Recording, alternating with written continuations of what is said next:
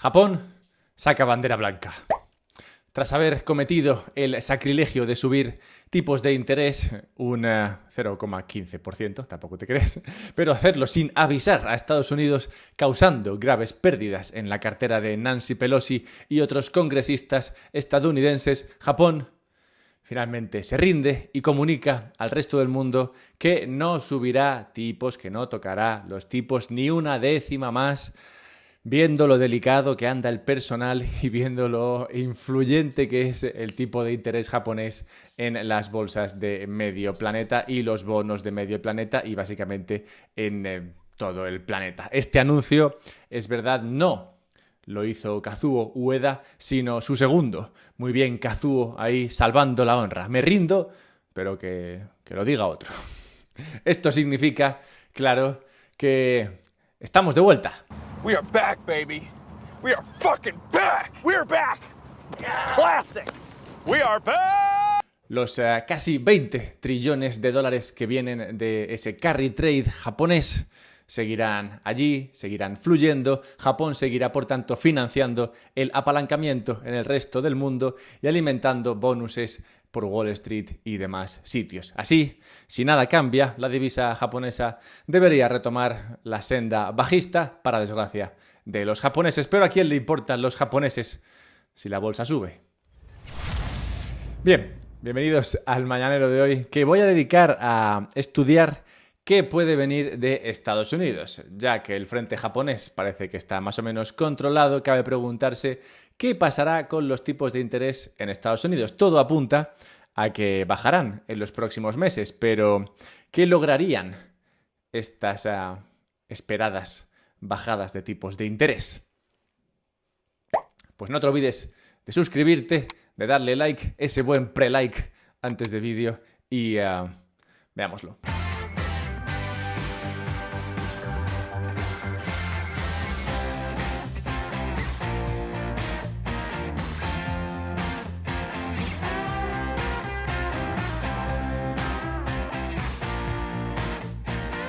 Tres factores apuntan a bajadas inminentes de tipos en Estados Unidos. El primero, el enfriamiento en los datos económicos en este país. El segundo, las caídas en el nivel de intereses de la deuda a 2 años. Muchas veces se dice que la deuda a 2 años básicamente es el Banco Central, que en función de dónde esté el nivel de la deuda a 2 años, ese es el nivel al que deben estar los tipos de interés que marca la Reserva Federal. De ahí que se diga que igual esto es redundante. Tercero, el mercado bursátil, que tras un mes de caída parece no dar para más. Y cuarto, creo que he dicho 3, bueno, 4, es que tenemos 4. Cuarto, bajadas de tipos en el resto del mundo, como se han producido ya en Canadá, en Europa y en Reino Unido. Por todo esto, por todos estos motivos, se prevén bajadas por todos los analistas en los tipos de interés estadounidenses. De hecho, se prevén cosas bastante sorprendentes.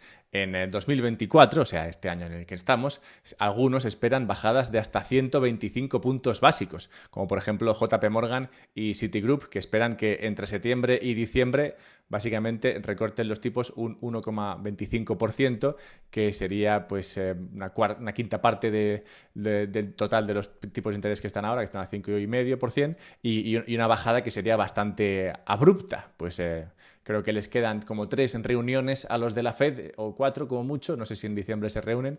Bueno, pues en esas 3 o 4 reuniones tendrían que bajar tipos más de 25 puntos por reunión, lo cual no suele pasar. Pero bueno, esto es lo que esperan estos. Otros esperan bajadas de 50 puntos básicos, como por ejemplo el Santander, que es bastante más cauto, y otros pues 75 puntos básicos y demás. En cualquier caso, sea como sea, todos esperan bajadas de tipos de interés y ahora esperan muchas, lo cual no deja de ser gracioso, porque empezamos el año, no sé si te acordarás, pero empezamos este año 2024 hablando de que se esperaban hasta 6 o 7 bajadas de tipos de interés. Algunos decían 8 o 9 bajadas de tipos de interés. Todo el año bajando tipos de interés. Luego no bajaron tipos de interés ni un carajo en todo el año. Y ahora que quedan, bueno, la segunda mitad, bueno, básicamente el último cuarto del año, pues ahora de repente todo el mundo se apunta de nuevo al carro de no, ahora sí que van a bajar tipos de interés. ¿Qué nos dice esto? Pues que realmente nadie tiene ni pajolera idea.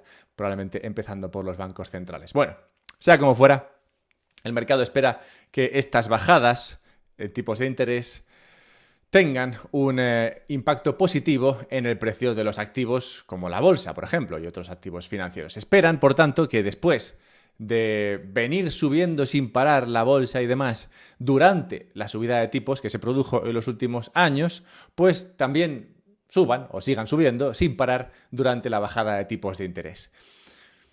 O sea que subirían igual que bien irían subiendo.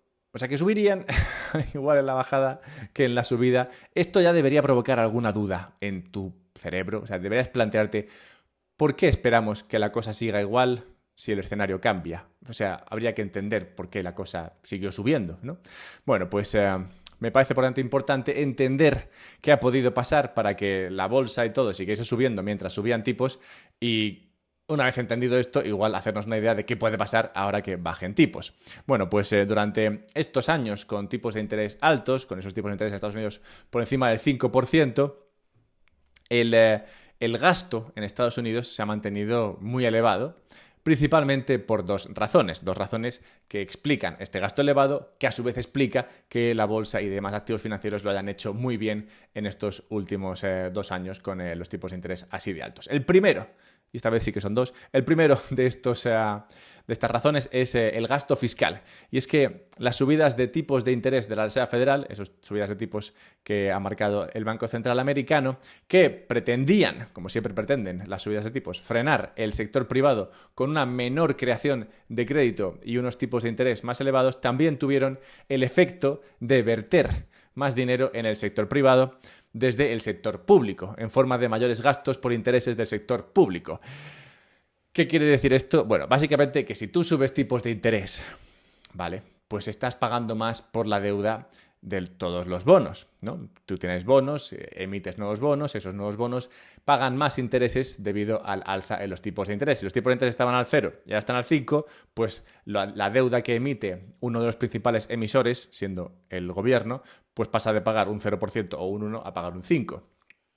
¿Qué supone esto? Pues que la gente que está en el otro lado de esos bonos, la gente que recibe esos intereses, está recibiendo 5 veces más dinero después de la subida de tipos que antes de la subida de tipos. Y cuando se da la situación de que el sector público emite ingentes barbaridades de cantidades de bonos, pues esto es un montón de dinero gastable para aquellos receptores de estos intereses. Y así podemos ver, por ejemplo, que el gasto en intereses en Estados Unidos ha crecido enormemente, o sea, brutalmente en las últimas décadas y especialmente en los últimos años.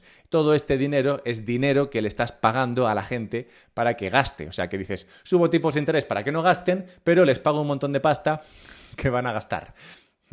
Y por otra parte, tenemos el hecho de que las empresas y los individuos no se vieron tan negativamente afectados por las alzas de tipos de interés. Y esto porque los propietarios de viviendas y las empresas con un rating medianamente bueno pudieron emitir deuda cuando los tipos eran muy bajos a muy largo plazo. Esto hace que las deudas de tanto hipotecados como empresas medianamente solventes tengan deudas a muchísimo más largo plazo que el gobierno americano. Y esto hace que no se vean afectados por las alzas en los tipos de interés. Pues como tenían esa deuda a 20 o 30 años, pues no han tenido que refinanciarse a los tipos elevados. Vamos, que ellos viven tan a gusto con sus deudas a bajos tipos de interés con vencimiento a 20 y 30 años. Vencimientos mucho mayores que los que tiene el gobierno americano.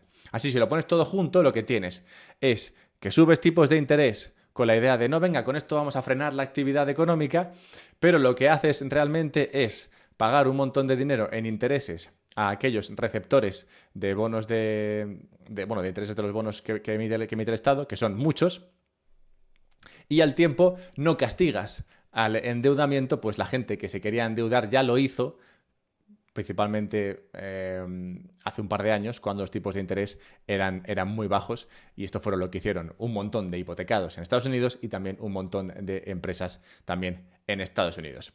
Así que, por todo esto, el impacto de esos tipos de interés, que pretendía ser uno que redujese el gasto privado, pues lo que consiguió fue mantener el gasto privado o incluso aumentarlo. Y antes de ver esto con un ejemplo que igual se ve más claro, pues déjame simplemente decirte esto. ¿Te he hablado ya de cómo puedes autocustodiar tu dinero mejor con Bitcoin? Bitbox es una empresa suiza que, como suiza, ya se presupone buena y que se dedica a la construcción, a la fabricación de dispositivos que te permiten la autocustodia de tu Bitcoin. ¿Qué significa esto? Pues que puedes guardarte tu Bitcoin por ti mismo, que te puedes crear tu propio monedero y, es más, puedes crearte varios monederos y con ellos crearte un esquema multifirma para asegurar tu Bitcoin de esta manera. Sea como fuere, sea como quieras usarlo, lo importante es que Bitbox ofrece todas las pijadas varias para la autocustodia de tu Bitcoin, y si estás buscando una solución que sirva para guardar tu Bitcoin de forma segura, esta es sin duda muy probablemente la mejor opción para los principiantes. No he conocido a nadie que haya tenido un problema instalándose una Bitbox y dedicándola a la autocustodia de su Bitcoin, así que no creo que tú seas el primero, pero bueno, si lo es, me puedes escribir y también puedes usar el código UPSB para comprarte una Bitbox y otras pijadas varias que, como digo, te pueden ayudar en la autocustodia de tu ahorro. Y toda ayuda es poca cuando se trata de ahorrar por nuestros hijos. Así que nada, échale un vistazo. Bien, veamos por tanto un par de ejemplos que comparte Lynn Alden. Imagina una pareja propietaria de clase media alta de entre 50 y 60 años, estos vecinos repelentes, los ricos. Bueno, pues imagínate que tienen una hipoteca fija a 30 años sobre su casa, están living the life, pues la refinanciaron en el año 2020 o 2021 a un tipo de interés de básicamente el 1%. Y además tienen una cantidad decente de ahorros en acciones y en fondos de mercados monetarios, fondos monetarios que te pagan un tipo de interés. Bueno, pues cada vez que la Fed o el Banco Central de turno sube los tipos de interés, lo que obtienen son más intereses por parte de este fondo. También obtienen incrementos en su capital por parte de las subidas en las acciones. Y además sus pagos hipotecarios se mantienen fijos, o sea que tienen un gasto fijo que no se aumenta con las subidas de tipos y tienen unos ingresos variables que sí que aumentan con las subidas de tipos de interés. Por tanto, para tus vecinos los repelentes, unos tipos de interés más elevados son un estímulo para que puedan seguir ganando dinero, mucho más dinero, y se puedan ir por ahí pavoneando por la comunidad de vecinos. Bueno, pues esto es lo que ocurre con este ejemplo, pero también podemos ver un ejemplo del caso de la empresa.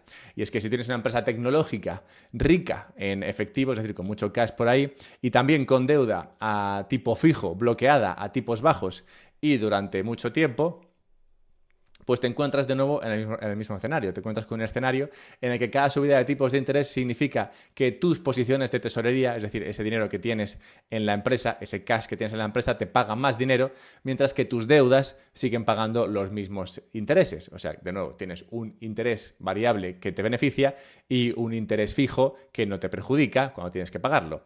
Alguien, por ejemplo, me preguntaba a raíz del vídeo en el que hablaba de lo que había hecho Buffett y demás. Bueno, decía que Warren Buffett tenía ahora mismo 277.000 millones de dólares en cash. Pero esto no significa que tenga este dinero en billetes, sino que lo tiene en estos fondos monetarios que te pagan el tipo de interés al cual esté el dinero, más o menos. Entonces, esto es lo que hace todo el mundo con su dinero, lo pone a rentabilizarlo. Pues nadie guarda el dinero en el banco, porque ahí no te pagan, ¿vale? Lo meten en Bitcoin o lo meten en algo que te paga un tipo de interés para así luchar contra la inflación. Por todo esto, estas empresas y estos vecinos ricos se benefician con las subidas de tipos de interés de los últimos años y no se verían afectadas por las bajadas, como veremos ahora.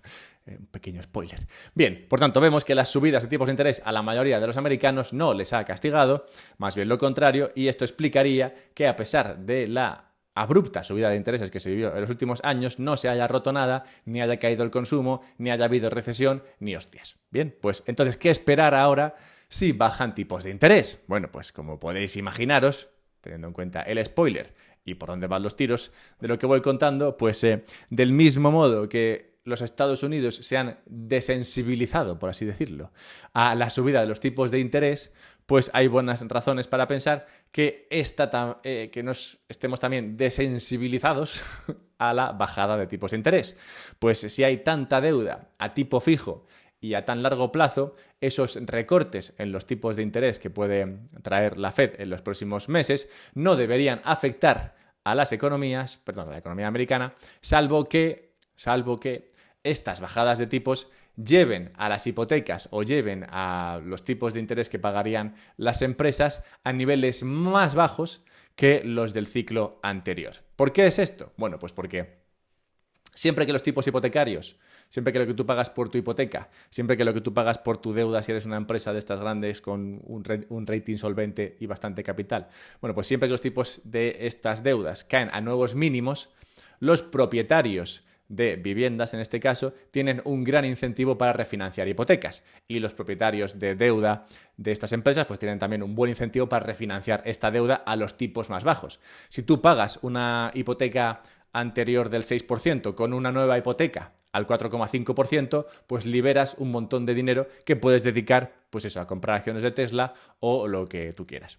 Y si luego los tipos de interés bajan todavía más, pues de nuevo, te pides un nuevo préstamo a un tipo de interés más bajo y refinancias así el préstamo anterior. Quitas un gasto que tienes del 3 o el 4% de interés por lo que hagas por otro que tenga un gasto del 2 o el 3%.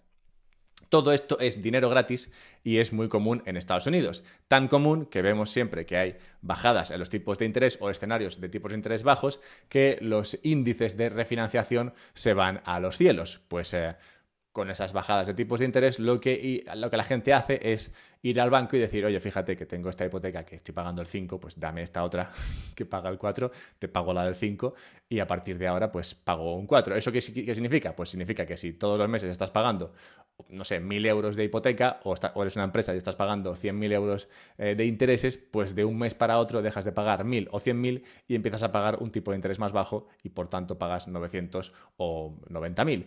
Lo cual te deja en el bolsillo 1.000 euros o 10.000 euros para dedicártelos a lo que te dé la gana, que es básicamente siempre pues a incrementar el gasto.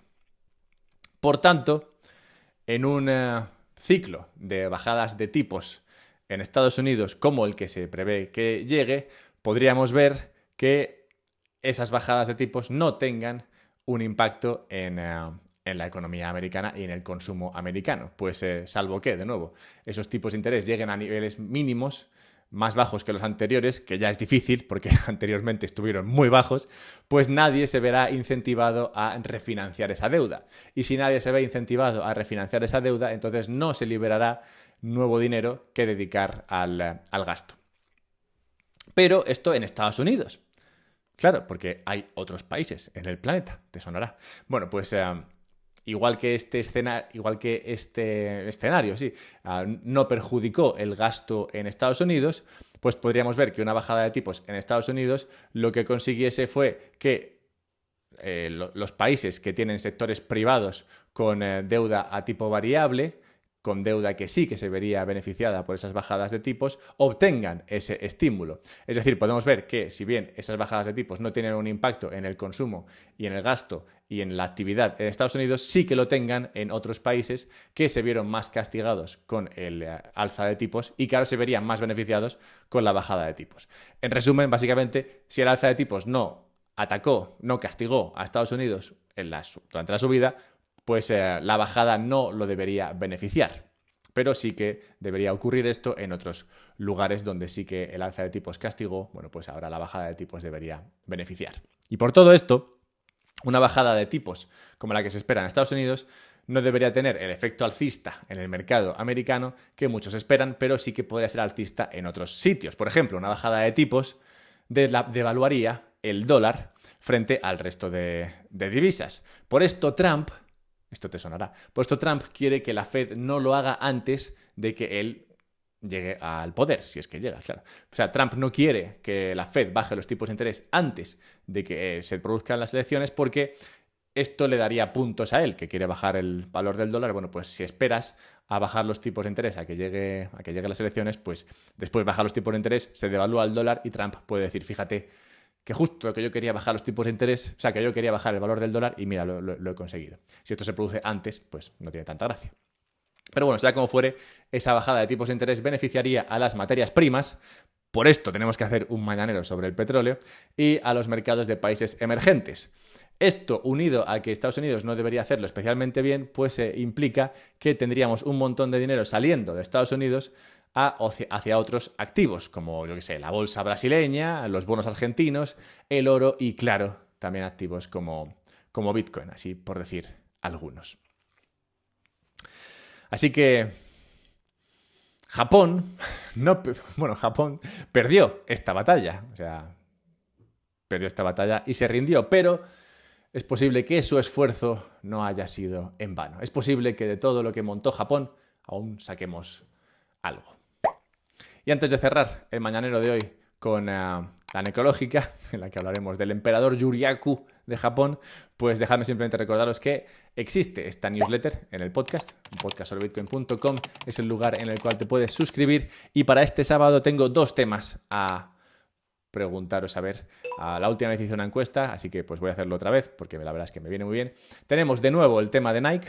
Sabes que Nike se ha ido a cero. ¿Por qué se ha ido a cero? Y hablaríamos del papel de la consultora McKinsey y luego relacionaríamos esto con Bitcoin. Pues eso es muy interesante. El papel de las consultoras a día de hoy, lo que dicen de mejorar Bitcoin y demás. Bueno, pues usando el ejemplo de Nike, hablaríamos de las consultoras y de mejorar Bitcoin. Y luego el otro que tengo en mente es sobre cómo, este es muy jodido, por favor no me pidáis cómo esta economía de abundancia en la cual nos encontramos, esta economía de shitcoins básicamente que se puede imprimir de la nada, podría haber creado un mundo en el cual el precio no es lo importante. El precio en cualquier economía es lo más importante porque te da la información de lo que está pasando. Pero claro, si el dinero es infinito, entre comillas, el precio deja de darte información. ¿Qué implicaciones tiene esto? Pues ni pajolera idea, pero bueno, sería el tema. Es un tema que me interesa. Antes o después lo escribiré. Pero bueno, decidme si queréis Nike o dinero y haremos uno de estos. Y cerremos con el emperador Yuriaku. El emperador Yuriaku tiene una bonita historia y murió tal día como hoy. Así que recordemos la historia del emperador Yuriaku de Japón. Yuriaku, conocido antes de ascender al trono como Ohatsuse. ¿Ohatsuse? Sí. Bueno, pues Ohatsuse tiene una historia bastante Kill Bill, así que esto es lo que pasó. Ohatsuse montó en cólera cuando se enteró de que su hermano, el emperador Anko, había sido asesinado. Inmediatamente sospechó de sus 2 hermanos mayores como conspiradores y asesinos. Así que lo que hizo Ohatsuse fue interrogar al príncipe Shirahiko sobre lo que podría haber ocurrido. Ante las preguntas, Shirahiko se quedó callado como si no supiese nada, viendo que Ohatsuse estaba bastante mosqueado.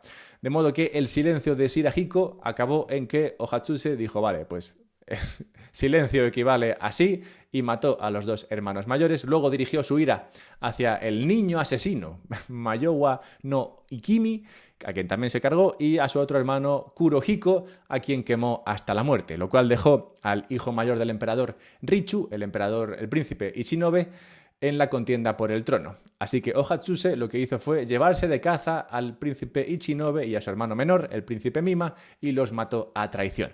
Que digo yo que el príncipe Ichinobe ese no la vio venir. Pero bueno.